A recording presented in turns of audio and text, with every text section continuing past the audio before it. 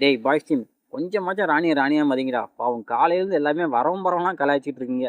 கடைசியில் கண்ணு தண்ணி வந்து கூட உங்களுக்கு கொஞ்சமாக இறக்கம் வரல அப்படின்ட்டு நம்மளே பார்த்து அவங்கள கெஞ்சுற அளவுக்கு தான் இந்த வீடியோ ஃபுல்லாக அவங்களை கலாய்ச்சி வச்சிருக்கானுங்க. அண்ட் மக்களே, சப்ஸ்கிரைப் பண்ணிட்டு இந்த வீடியோ ஃபுல்லாக பாருங்கள்.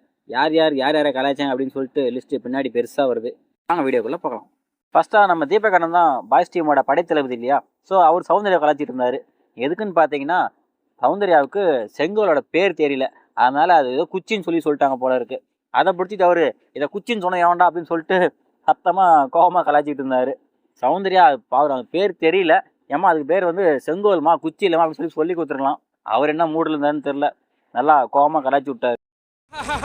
செங்கோலை குச்சி என்று அழைத்தது யார்? தாங்கள் இதை ஒரு காரணமாக வைத்து என்ன வேண்டாலும் சொல்லுங்க, நான் அதை பத்தி கவலைப்பட போவதில்லை. அடுத்து நம்ம கேர்ள்ஸ் டீமோட படை தளபதி நம்ம மஞ்சள் இல்லையா?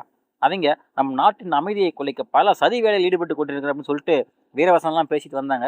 அதை கேட்ட ஜெஃப்ரி அவர் என்ன மூடில் இருந்தான்னு தெரில. ஆமாம், நல்ல நாடு, நல்ல தளபதி, நல்ல மக்கள், அடா போங்கியா, இதெல்லாம் ஒரு ராஜ்யமாவே நான் மதிக்க மாட்டேன் அப்படின்னு சொல்லிட்டு அவர் ரொம்ப கேவலமாக கலைச்சி விட்டாரு.